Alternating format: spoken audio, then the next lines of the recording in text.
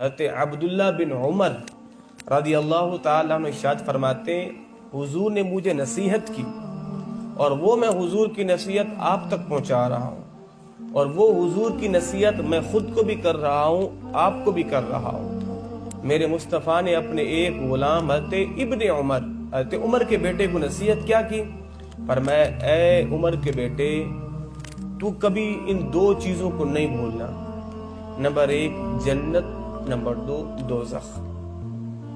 تو انہیں کبھی نہیں بھولنا۔ اور پھر حضرت ابن عمر کہتے ہیں حضور اتنا فرمانے کے بعد حضور کی چشمان مبارک سے چھم چھم آنسو برسنے لگے۔ فرمائے کہ اے ابن عمر، جنت کو نہیں بھولنا اور دوزخ کو نہیں بھولنا۔ پھر حضور رونے لگے، حضور کافی روئے،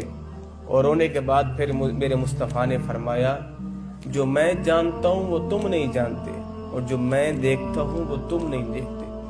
جو میں جانتا ہوں وہ تم جان لیتے، جو میں دیکھتا ہوں وہ تم دیکھ لیتے، تو پھر کیا ہوتا؟ فرمایا کہ تم جنگلوں میں نکل جاتے،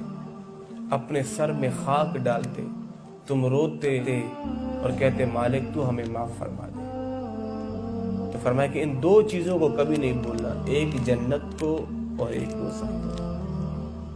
حضرت عبداللہ بن مسعود رضی اللہ تعالیٰ عنہ ارشاد فرماتے ہیں میرے مصطفیٰ نے فرمایا قیامت کے دن جو بندہ چاہتا ہے اسے میرا قرب ملے، جو بندہ یہ چاہتا ہے قیامت کے دن سرکار کا قرب ملے، تو فرمایا کہ پھر اسے چاہیے کہ وہ سے زیادہ اللہ کی ذات سے ڈرنا، سب سے زیادہ اللہ کی ذات سے ڈرنا۔ تو جو اللہ کی ذات سے زیادہ ڈرے گا قیامت کے دن رب اسے میرا قرب بخشے گا۔ صحابہ کرام علیہم رضوان ایک مرتبہ اما عائشہ صدیقہ رضی اللہ تعالی عنہ کی بارگاہ میں حاضر ہوئے، تو فرمایا کہ اما جان آپ ہمیں حضور کی کوئی بات سنائیں۔ حضرت سیدنا عطا بن رباح رضی اللہ تعالی عنہ فرماتے ہیں میں تھا اور میرے ساتھ چند اصحاب تھے، ہم اپنی والدہ کی بارگاہ میں یعنی ام المؤمنین حضرت عائشہ صدیقہ رضی اللہ تعالی عنہ کی بارگاہ میں حاضر ہوئے، اور ہم نے کہا کہ اما جان ہمیں کوئی سرکار کی ایسی بات سنائے کہ جس سے ہمارے دل موم ہو جائیں اور آنکھیں ہماری اشک بار ہو جائیں، ایسی کوئی بات سنائے۔ حضرت عائشہ صدیقہ رضی اللہ تعالی عنہ فرماتی ہیں اے میرے بیٹو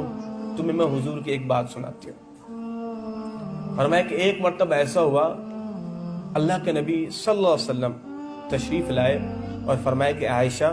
اگر تم اجازت دو تو میں اپنے رب کو راضی نہ کر لوں۔ حضرت عائشہ فرماتی ہیں کہ اے اللہ کے نبی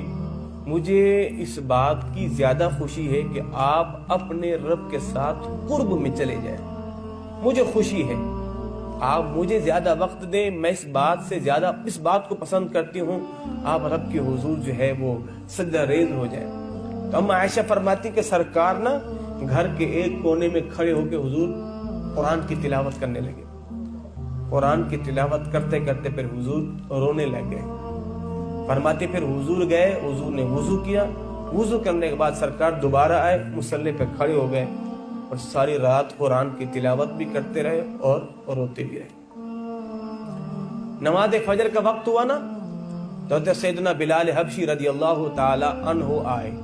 دیکھا کہ سرکار مصلی پہ ہیں اور چھما چھم رو رہے ہیں، تو حضور نے سلام پھیرا۔ حضرت بلال کہتے ہیں اللہ کے نبی آپ رو رہے ہیں، اللہ نے تو آپ کے صدقے آپ کی امت کے اگلے پچھلوں کو معاف کر دیا ہے، آپ تو ہیں ہی معصوم عن الخطا، سرکار آپ کیوں رو رہے ہیں؟ تو میرے مصطفیٰ نے فرمایا اے بلال میں چاہتا ہوں میں رب کا شکر گزار بندہ بنوں، میں رب کا شکر گزار بندہ بنوں۔ اور پھر حضور نے اس قرآن کی اس آیت کو تلاوت کیا ان فی خلق السماوات والارض واختلاف اللیل والنہار لآیات لأولی الالباب الذین یذکرون اللہ قیاما وقعودا وعلی جنوبہم ویتفکرون فی خلق السماوات والارض ربنا ما خلقت ھذا باطلا سبحانک فقنا عذاب النار۔